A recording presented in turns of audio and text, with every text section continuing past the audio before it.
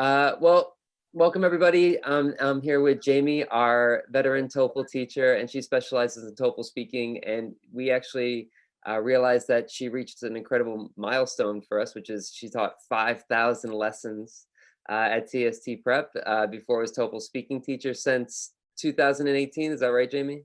That sounds right.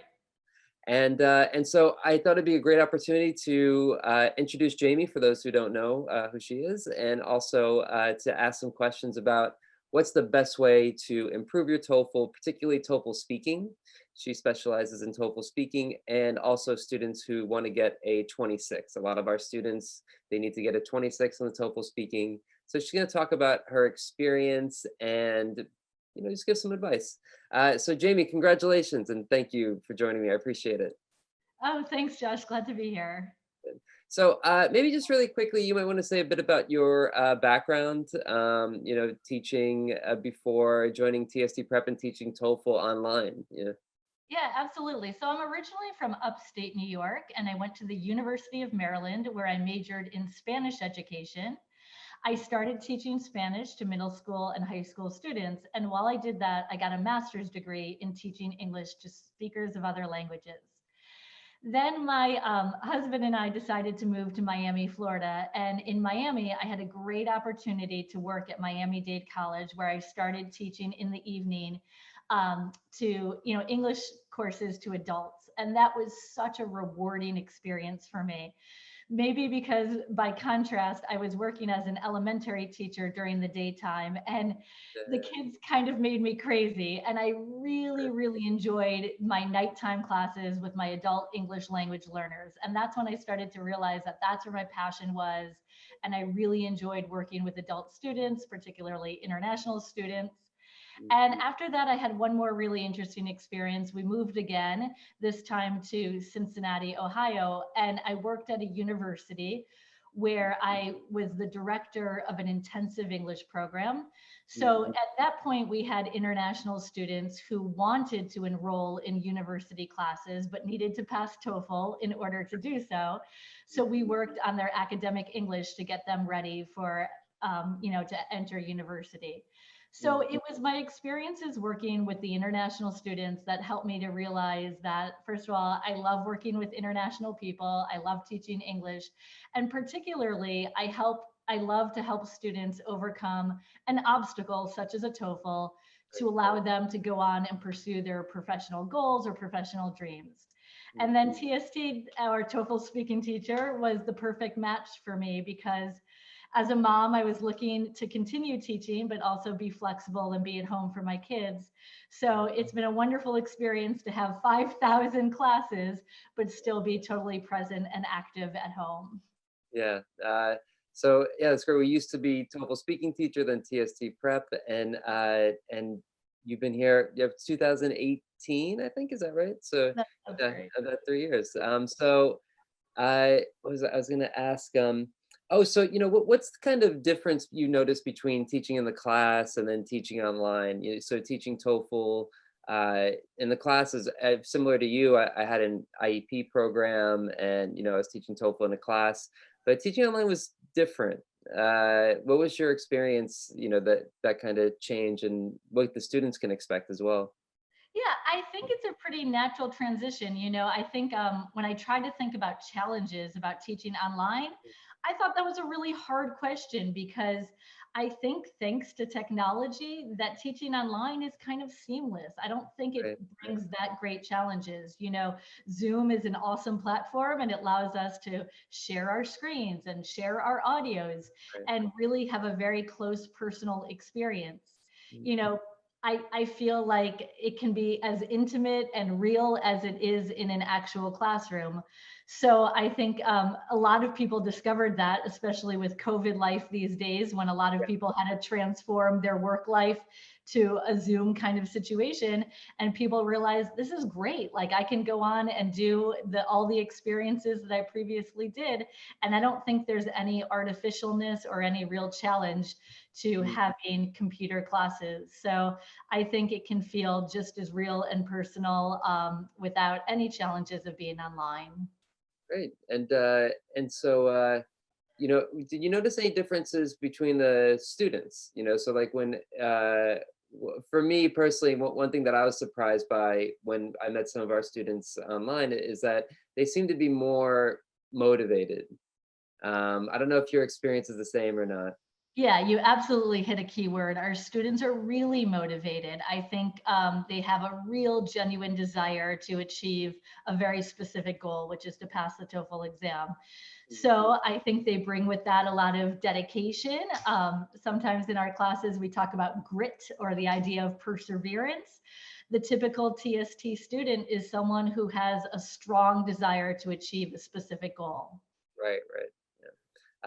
Yeah, so it's been really nice to teach these students, here because in a class you have a lot of different levels of motivation between students. So that's great. And I think what you said before about teaching online is more intimate, and I think that that does definitely come across as well.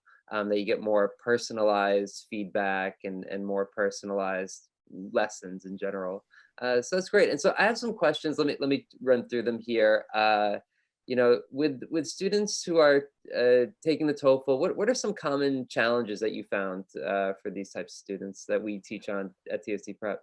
Yeah, so at TST Prep, I often do speaking evaluations. So sometimes I meet students who say to me, I don't know what I'm doing wrong. Maybe I've taken the test 5, 6, 7 times, and perhaps I scored at one level and then I studied and I tried really hard and maybe my score went down. So I definitely don't know what I'm doing wrong. So one of the challenges that I think students face is trying to identify their own weaknesses, because oftentimes perhaps students have something in their minds that they think is holding them back, and perhaps it might not really be that, or there are other contributing factors.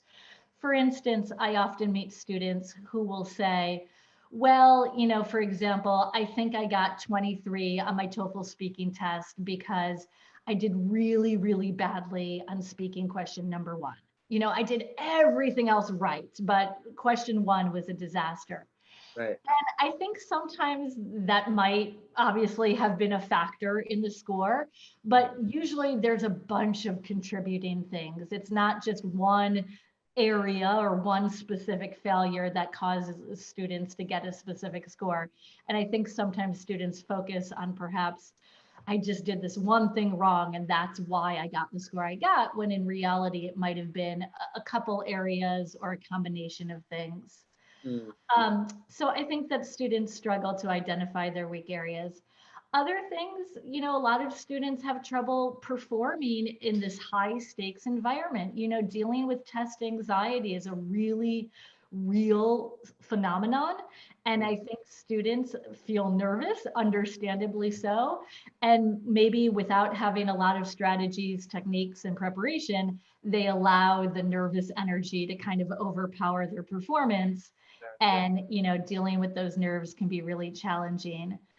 The other thing I kind of said, we talk about our students are highly motivated, but the reality is our students are very busy people. Many of them are juggling professional obligations and family obligations, and they often just want to put this TOEFL behind them. And it's hard to maybe find time to dedicate to TOEFL studies while also juggling everything else that's part of real life. Right. So the last challenge I kind of wrote is sometimes I feel like students might sort of minimize the TOEFL rating scores. So perhaps I'll meet a teacher from Texas who says, well, I have 22 in speaking and I need 24. So it's just 2 points. Like it's no big deal. Oh, I okay. just got to get these 2 points. And I often say those 2 points are pretty significant. There's a pretty significant difference between a speaker of 22 and 24. It's not just going to happen overnight and suddenly change. So some of those are some of the challenges I think that are common to students. That's a good point too about the score, because it's out of 30. So like we're used to points out of 100. And two more points out of 100 is very different than two more points from 30. Out of it'd be more than six more points. So that's a good point. Yeah. Um, there's something else I was going to say too about the yeah, you said that there's a bunch of contributing factors that go into, usually there's a bunch of contributing factors that go in, and I found that yeah, most students tend to think that their structure is a problem, or their organization is a problem. What's something that you noticed is a common problem, speech wise, that for students that they need to work on? Sure. One of the biggest issues I encounter is students who use lots of word fillers. So Okay. they have a tendency to say things like or eh. And I Mm, always remind students that these are natural, even native speakers use these occasionally. right. But when we're forced to showcase language in only 45 seconds or 60-second increments, it's really important that you have the ability to speak naturally and continuously without those kind of interruptions. So that's definitely something we address in our classes. It's something that I have a problem with too, and sometimes I'll teach students that, don't say or and then they'll say, well, you just said it, Of course. 2 seconds ago. And so, it is very, very natural. Do you have any type of, just maybe one activity, for example, that can help students reduce those types of vocal fillers? Yeah, I mean, unfortunately, it's not an easy fix. I often tell students that it does take a lot of practice and training. But one of the exercises I would advise is for students to get comfortable recording their responses. I know that can feel really awkward and embarrassing to listen back to your recorded voice. Believe me, I'll probably cringe when I listen back to this recorded interview. It can be Right, awkward. right. But when students record their own voices, I always advise them to listen back and analyze. And that's a whole nother challenge. Sometimes it can be difficult for students to recognize if they've struggled pronouncing a certain word or if they have a grammar mistake. But Yeah. certainly everyone is capable of listening and kind of counting those utterances. Oh, I heard and there was a big pause, there was a big moment of silence. Any kind of hesitation or word filler, I would count them, try to get a count of what you typically do in a response. And then unfortunately, it just takes a lot of practice and repetition. So I would probably re-record my response using that same question so that your brain's already a little bit familiar with the topic or vocabulary that you plan to use.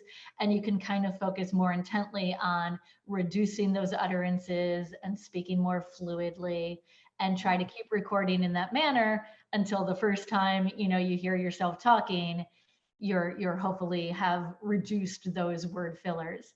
And you can also try to use natural word fillers. I just caught myself a moment ago saying or so. These are words that can naturally fill silence and keep the language moving continuously. So those kind of word fillers wouldn't have a negative impact on your score. They would actually help you sound more native like.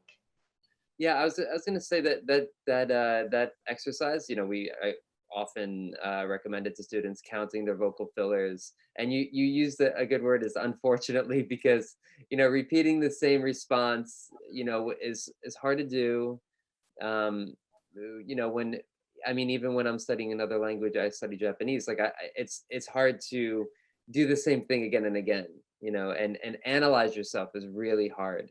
Um, do you have a kind of general, usually how long you would recommend students focus on that type of recording, analyzing, listening back, each day? Like how long should they be spending on that? Yeah, that's a good question, Josh. I think it can vary from person to person, especially in terms of how quickly they can control those utterances and Right, find a way to move past them. I don't know. I maybe to do it in a daily practice. right, yeah. I don't know, maybe about 30 minutes of kind of focusing on an activity like that. I think that would feel really productive. Okay, good. Yeah, I wouldn't, because sometimes students have, 4 hours a day to study Yeah. sometimes. I mean, not a lot of working professionals, of course, but some people, they say, I have 4 hours a day to study. What should I do? I was like, well, don't do speaking for 4 hours a day, Oh, unless you that want to. sounds really draining. Yeah, yeah, if you want to tear your hair out. But yeah, I usually say 30 minutes, probably at most an hour, because like you said, it is draining to do that. Great. So, is there, besides the, uhs and ums, that's something that comes up pretty often. Is there one piece of advice that you often give to students? Is there anything that you say pretty often, more than others? Yeah, I have several pieces of advice, but I often tell students not to struggle alone. TOEFL is it's a headache. And Right. thankfully, we have our professional team that can help students along with the process, Right. because thankfully we have a lot of strategies and tips that can support students on their journey. Mm. I actually learned this the hard way. I got involved in TOEFL tutoring when there was someone in my local community in South Texas, a good friend of mine who is from Thailand, and she's a physical therapist. Mm. And she was the first person who ever approached me about the TOEFL exam, and she needed to pass. She needed Right. 26 in Right. teaching, I mean, 26 in speaking. So I invited her over to my house. It was really informal. And at that time, I hadn't yet connected with TOEFL speaking teacher. Right. I didn't know nearly the amount of information that I know now. So we just relied on one of those old fashioned TOEFL textbooks, one of these big guides I have sitting on my desk over here, Right. one of these 500-page books. Right. And, we quickly discovered that that really wasn't the best advice, and it wasn't helping her sound native and natural like. And that's actually what prompted me to do a little bit more research. And that's how I personally discovered TOEFL Speaking Teacher. And it was very eye-opening to learn that the goal of TOEFL speaking was to be natural, informal, and conversational. Right. Because a lot of students have this misconception that, perhaps they're taking TOEFL to get a professional license or to enter graduate school, something very serious and academic. So they think this is an academic exam. I need to be really, really formal, and I need to showcase academic vocabulary. So when I discovered that it should be much more natural and informal, I got my friend on the right track, and she got 26. So I think it was a good example of how we kind of struggled on our own, kind of following old fashioned traditional advice. But thankfully, students who have discovered TST Prep, they've already done themselves a great service by getting help and some support that's going to lead them to success. So don't struggle alone.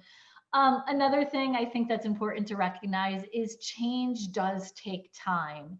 Mm. It's not often that I meet a student for an evaluation that it's like one simple fix that's going to have a huge impact on their score. But obviously, depending on a person's starting level, if you're a very fluent, skilled speaker, perhaps it might be some small advice or change that can help you really grow on your score. But for most students, it is going to take professional help, support, and time to reach your goal. So that's why I always reiterate, don't struggle by yourself, because it's best to get support so that you can accomplish that goal as quickly and easily as possible. That's something that, yeah, I usually tell students too, is that ETS is great resources for practice tests. I mean, that's the best, one of the best resources. We have resources too, of course, but ETS is clearly the closest to TOEFL. But in terms of advice, yeah, it's a little tough, and I had a similar experience as well. So I guess that kind of touched on my next question, which is something you've learned, working with our students. So I'll go to uh, so yeah, we talked about some activities already with us and ums. Maybe is there any other activity that you often recommend to students working at home? So record your voice, analyze your voice. If you're working on vocal fillers, maybe you count the amount of us and ums. Is there any other activity that you recommend? Yeah, I think commonly students think that when they study for TOEFL, they need to do TOEFL exercise day in, day out, four Right. hours a day. And I often don't think that's the best approach. I think there can be a balance between doing things to build your skills as an English student that can happen outside of the TOEFL world. So I think there can be lots of benefits for students to listen to TED Talks, enjoy podcasts, binge watch Netflix TV shows, Right. Right. do some enjoyable kind of activities that can help students maybe focus on native like vocabulary, that can help students try to mimic or copy a speaker's intonation or pronunciation. It doesn't only have to be respond to TOEFL questions for hours and hours on Right. end. Right. So I think students can branch out and do things that can help them grow their English language skills that can be outside of TOEFL. I often give this example. I think it's a little bit extreme, but sometimes students have to get creative with how they kind of push themselves to improve their English skills. And I once worked with a French speaking student who said that she joined community theater. You know, she didn't really have a background as an actress, but she thought, what better way to kind of deal with some anxiety that I'm facing about my French accent and about speaking English in front of other people. She joined a community theater program and she had a really positive experience. She had, gained a lot of friendship, and she learned about memorizing lines and performing on a stage. Right. And that was one of the things that she credited with helping her learn and grow and become a more confident speaker. Now, for the average person, they probably don't have an interest in theater or perhaps aren't so outgoing and brave. But I think there can be a lot of opportunities for people to take steps that maybe are outside of their comfort zone to help them become a more confident speaker. Sometimes I encourage people, particularly people living in the US, to maybe do some volunteer work, or perhaps pre-COVID times when maybe there were more opportunities, maybe they can become involved with kids. Kids are a great resource for practicing language and not being self-conscious about speaking. So I think that the message I want to share is there can be a lot of avenues and a lot of different creative ways to become a better English student, and it doesn't have to be just TOEFL. Yeah, and I think one thing you're kind of touching on too that I always kind of forget, but bring up as well, is the idea of immersion. Just being totally immersed in the language, and Netflix, podcast, that kind of stuff. Outside of your TOEFL studies is really kind of has a lot of positive side effects that you might not really be aware of, but kind of are going into your subconscious, your unconscious, and then I always tell students that the kind of goal is to teach you the stuff, and then you can forget it, so it comes out naturally when you speak. And it's a kind of hard little trick to do, but one way to do that is immersion, and doing all these other things. And I think you bring up a good point about the student who did the community theater as well. Not that necessarily everyone has to join community theater, but that like you said, uh, you want to think creatively about your challenges as well, because every student is different, and we have practice questions, practice tests, courses, all that kind of stuff, teachers. And so we definitely give a structure and a framework, but a lot of times, you have your own personality, your own lifestyle, your own things going on in your life. So you'll have to kind of find a way to fit all this stuff in with your own personal experience. Yeah, I agree. And so, yeah, that's great. And just one or two more questions. One thing, and we kind of touched on already, about a study schedule. Do you have any idea of like an ideal study schedule, something for students to do? Just off the top of my head, one thing that often comes up with students that I talk to is that they watch a lot of videos, but actually don't do too much practice. And so I usually give them a kind of general rule of thumb, 80-20, like, you should be doing mostly practice and not a lot of watching. Is there any type of study schedule that you think is really helpful for students? Yeah, I mean, I think your TST support advice is great, and I reiterate to that my students as well. So you've developed wonderful videos for the students to watch, and they have tons of valuable advice. And I think it's an enjoyable way to learn in an easy way, because you, as an experienced, seasoned professional, you've Mhm. provided the students with lots of videos to watch. So I agree that watching videos, like you said, maybe 20% of their study time is a great idea. And then we talk about, 80% should be actively practicing. So I think that can kind of vary, because some students are only focused maybe on one part of TOEFL. I have to improve my speaking, my Right. other areas are good to go. But other students are concerned about all four areas, or maybe they're concerned about two areas out of four. So I think you have to take that into consideration. If you're concerned about multiple areas, you should develop a study schedule so that you're not just doing speaking all day, every day, but perhaps you're, rotating through the different subject areas. But in terms of a schedule, yeah, I just usually follow your same advice, Josh. I talk about 20% should be watching videos. I think it's usually like 60% actively practicing. So that can involve using things like the TST exams, Right. where you have full complete exams that have detailed answer keys and transcripts that can help you sort of grow and support. And then, of course, I always work with my students using the other TST materials, like, for example, our Speaking Score Builder program. This is a really great resource because it's comprised of just little mini activities that Mm, students can squeeze into their daily study routine that can help them actively become better speakers. So, for example, they can work on their pronunciation, reducing sounds, they can work on mimicking and shadowing native speakers. I think our score builder programs help students learn how to analyze their own responses and right. become better at knowing what needed improvement and how they can take steps to make those improvements. Mm, And the last piece, I think, of a study schedule that often students forget is kind of the reflection piece. So I think it's really important at the end of a study day to try to focus on what areas need improvement and what could I do tomorrow to address that specific weakness. right. So in terms of developing a specific schedule, again, I think it's important for students to plan that out ahead. As we talked about earlier, our students are busy professional people with a lot of Right.